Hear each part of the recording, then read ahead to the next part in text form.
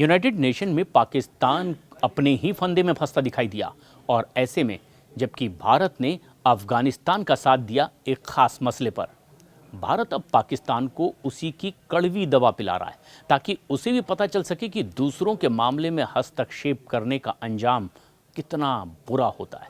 भारत ने United nation में ये साफ कर दिया है कि अफगानिस्तान इस वक्त गलत नहीं, और ऐसे में भारत ने सीधे अफगानिस्तान का साथ दिया है।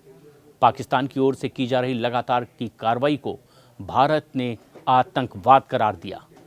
पाकिस्तान अब तक कश्मीर के मामले में अंतर्राष्ट्रीय मंच पर इसे सुलझाने की कोशिश कर रहा था और इस तरह की हरकत करते हुए वो बार बार बेकरार नजर आया ताकि अंतर्राष्ट्रीय स्तर पर कश्मीर के मुद्दे को उछाला जाए। लेकिन अब स्थिति ये है कि अरुणाचल प्रदेश के मसले पर भी पाकिस्तान हस्तक्षेप कर रहा है और हाल ही में पाकिस्तान की ओर से आधिकारिक बयान जारी करके अरुणाचल के मसले पर चीन का साथ दिया गया। इसके बाद अब भारत ने संयुक्त राष्ट्र सुरक्षा परिषद में अफगानिस्तान की स्थिति पर चर्चा के दौरान बिना नाम लिए पाकिस्तान पर सीधे हमला बोला। इस बार खुलकर तालिबान सरकार के समर्थन में भारत बोला। भारत के स्थायी प्रतिनिधि हरीश ने अफगानिस्तान में हाल ही में एयर स्ट्राइक में निर्दोष महिलाओं बच्चों की जान लिए जाने की चिंता की। यहाँ तक कि क्रिकेटरों की मौत की भी कड़ी निंदा भारत की ओर से की गई। उन्होंने कहा कि ऐसे हमले अंतर्राष्ट्रीय कानून और संयुक्त राष्ट्र चार्टर का खुला उल्लंघन है और इसमें एक कमज़ोर और जूझते हुए देश को और ज़्यादा नुकसान पहुंचाने की कोशिश है।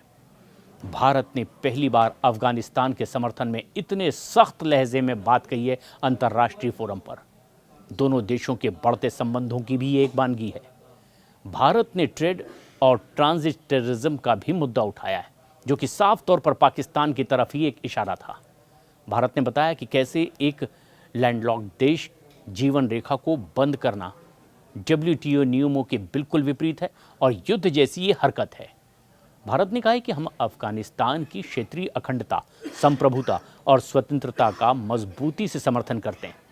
भारत ने यह भी कहा कि अंतर्राष्ट्रीय समुदाय को मिलकर के अब इसके लिए काम करना चाहिए ताकि ISIL, अलकायदा और तमाम ऐसे संगठन, लश्कर-ए-तैयबा, जैश-ए-मोहम्मद और उनके प्रॉक्सी जैसे आतंकी संगठनों को सीमा पार आतंकवाद फैलाने से रोका जा सके। दरअसल पाकिस्तान के विदेश मंत्रालय ने हाल ही में बयान जारी करके कहा कि वो चीन की संप्रभुता और क्षेत्रीय अखंडता से जुड़े मामलों में लगातार समर्थन करता है।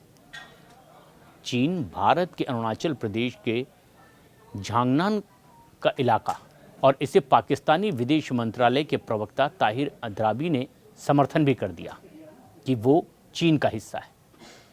एक बार फिर पाकिस्तान भारत के आंतरिक मामलों में दखल देने की कोशिश कर रहा है। ऐसे में भारत को वो खुद ही इस बात के लिए लगातार उकसा रहा है कि वो पाकिस्तान अफगानिस्तान से जुड़े मसलों में खुद दखल दे। भारत ने किया भी वैसा ही।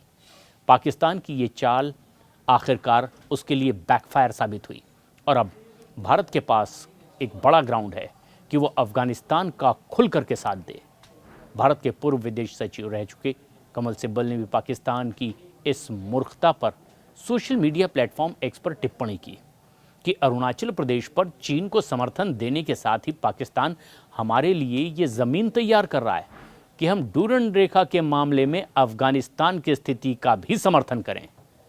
सिब्बल का ये बयान सही साबित हुआ क्योंकि अब यूनाइटेड नेशन में भारत अफगानिस्तान में हो रहे पाकिस्तान के हमलों को गलत ठहरा रहा है और इससे पहले तक पाकिस्तान अफगानिस्तान के मसले पर भारत कभी इस तरह से ऑफिशियली स्टेटमेंट देने की स्थिति में नहीं था और ना ही लिखित तौर पर न मौखिक तौर पर कोई बयान रिलीज़ किया गया।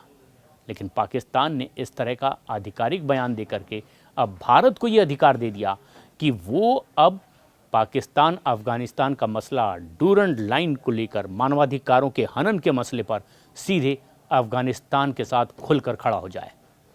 भारत अब बलूचिस्तान को लेकर अपना स्टैंड ले सकता है और ये मौका सीधे पाकिस्तान ने भारत को दिया है।